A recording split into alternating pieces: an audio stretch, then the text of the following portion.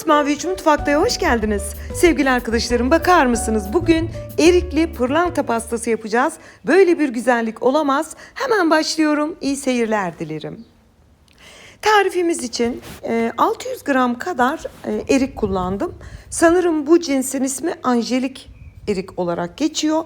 Ama mürdüm eriği de olur, hiç fark etmez. Hangisinin mevsimi ise onu kullanabilirsiniz.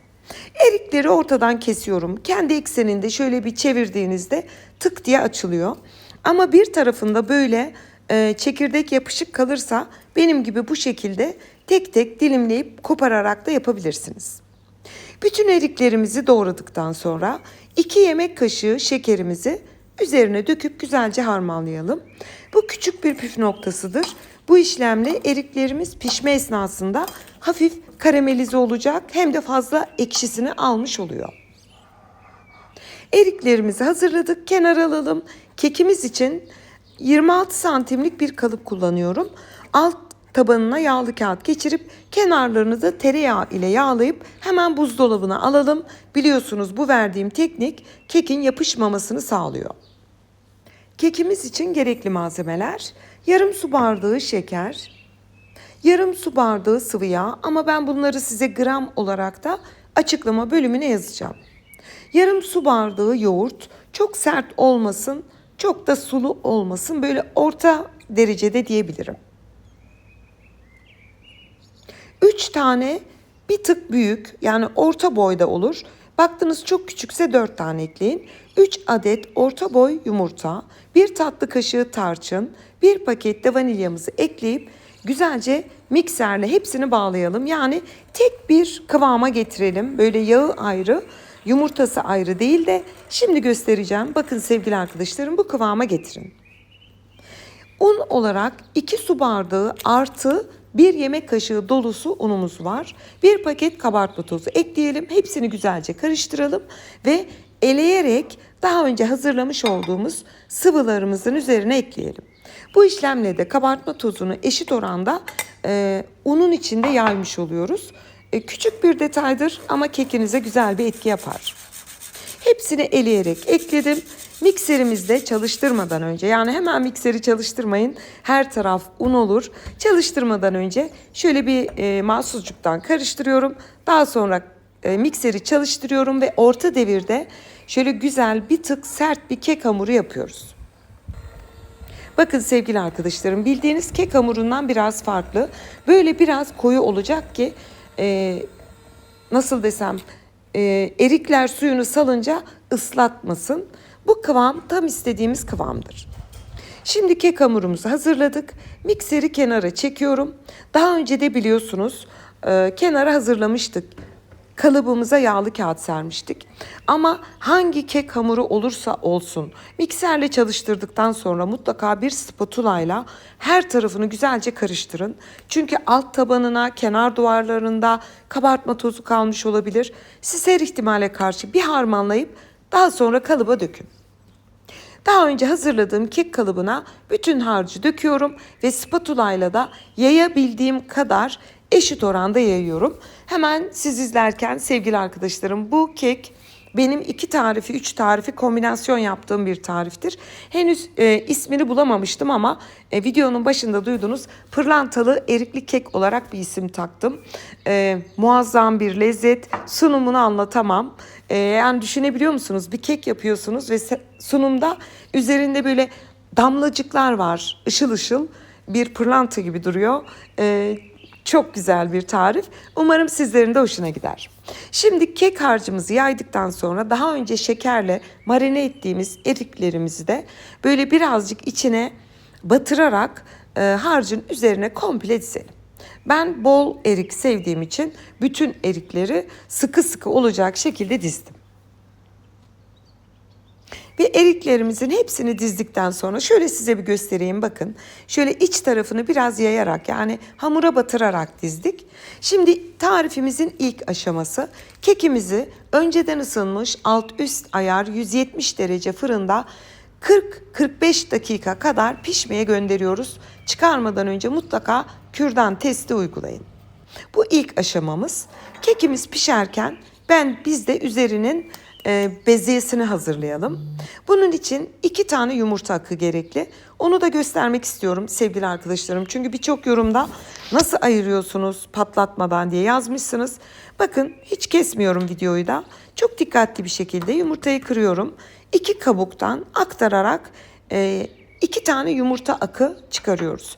Bu tarifte en önemli püf noktası sevgili arkadaşlarım, benim gibi ayrı bir kaseye deneyin. Çünkü yumurtanın bir damla bile sarısının akına akmaması lazım. Akarsa akınız kabarmaz. Çok önemli bir püf noktası. Baktınız ki aktı, hemen onu kenara alın. Başka bir kaseye tekrar kırın.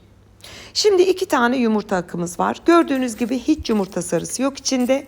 Bir fiske tuz ekleyip mikserimizin orta devrinde şöyle 1 dakika kadar bir karıştıralım. Hafiften gördüğünüz gibi köpürmeye başladıktan sonra mikseri kapatmadan, yani bir yandan karıştırın, bir yandan da 2 yemek kaşığı şekeri ilave edin. Ben de bir yandan karıştırarak bir yandan da 2 yemek kaşığı şekeri ilave ettim ve size hemen göstereceğim. Birkaç damla da limon suyu ekleyip daha sonra tamamen katı bir hale getirelim. Bakın sevgili arkadaşlarım, çok değil, birkaç damla damlatın. Bu bezenizin stabil durmasını, yani formunda kalmasını sağlıyor asit. O yüzden hepsi önemlidir. Ben bir yandan tarif verip bir yandan da mutfaktaki kimyasını açıklıyorum ki hani kafanızda mantıksız bir şey kalmasın. Ben bu tarz tariflerde kaseye elime alınca daha kolay çalışıyorum. Yaklaşık 4-5 dakika sonra gördüğünüz bu kıvama getirin. Bakın sevgili arkadaşlarım, ters çevirdiğinizde düşmemesi lazım. Tam istediğimiz kıvama gelmiştir. Şöyle size detaylı da göstereyim. Şimdi bezerimizi, yani üzerinin bir katmanı daha var, kekimizin hazırladık. Ben keki fırında tam 40 dakika pişirdim. Kürdan testi yaparak çıkardım. Siz de tam ortasına kürdan testi yaparak çıkarın. Şahane bir koku, nefis bir görsel. Arzu ederseniz bu şekilde kekiniz bitti. İsterseniz böyle servis edin dilim dilim. Ama biz buna modife edeceğiz. Tekrar o havalı görünümünü katacağız. Hazırlamış olduğumuz yumurta akını 2 kaşık yardımıyla yapabildiğiniz kadar kabaca her tarafına sürün.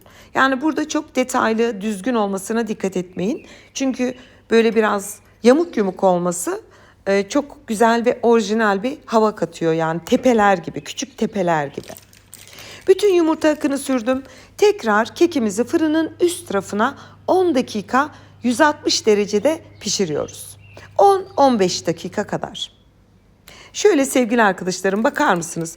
Yüzeyi hafiften rengi dönsün. Parmağınızla dokunun. Dokunduğunuzda da beze böyle çökmesin. Stabil kalıyorsa bu da yaklaşık 10 dakikada istediğimiz kıvama geliyor. Çok şahane bir görüntüsü var. Şimdi bir hamur kartıyla kenarını boşlayıp kalıptan çıkarıyorum. Şimdi sevgili arkadaşlarım, bu keki yaptıktan yaklaşık 20 dakika sonra pırlantalar ortaya çıkmaya başlıyor. Ben şöyle hemen bir tele nasıl transfer ettiğimi de size göstermek isterim. Terlememesi için hemen teli yanına alıyorum. Yağlı kağıttan da kolaylıkla çekerek telin üstüne pastamızı aldım. Ve 15-20 dakika bekliyorum. Hemen size detaylı göstereceğim. Bakın sevgili arkadaşlarım, ufaktan pırlantalar ortaya çıkmaya başladı. Daha da yakın, bakın görüyor musunuz damlacıkları? Bunlar durdukça, yani 5-6 saat sonra daha da büyük. Bakın pırlantalarımızı görüyorsunuz. Bu aslında bir kimyasal bir tepkidir yumurta akını verdiği. Ama inanılmaz bir görsel şölen oluyor. Pırlantalarımız çıktı. Pastamız sunum için hazır.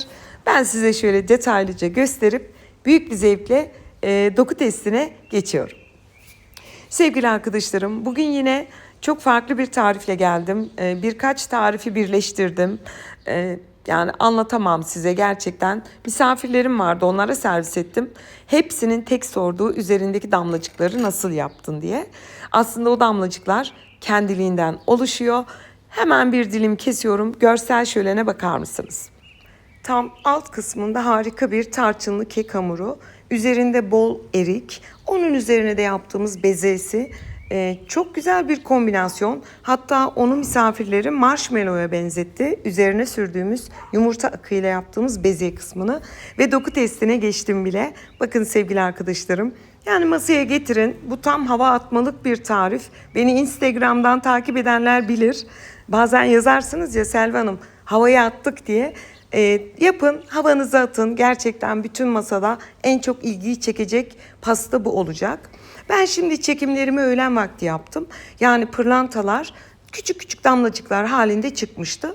Bu birkaç saat bekleyince daha da büyük bir hale geliyor. Ben tuttum bir de akşamüstü sizin için çekim yaptım. Bakın sevgili arkadaşlarım bu damlacıklar 4 saat sonra bu şekle geliyor. Yani her yer inanılmaz güzel. Yani tane tane gerçekten pırlanta gibi kocaman pırıltılar oluşuyor pastanızın üzerinde. Onu bir de akşam çekimi yaptım. Umarım siz de benim kadar heyecanlanırsınız o pırlantalar çıktıkça. Şimdiden deneyecek tüm izleyicilerime afiyet, bal, şifa olsun diyorum. Yeni tariflerimde görüşmek ümidiyle. Hoşça kalın.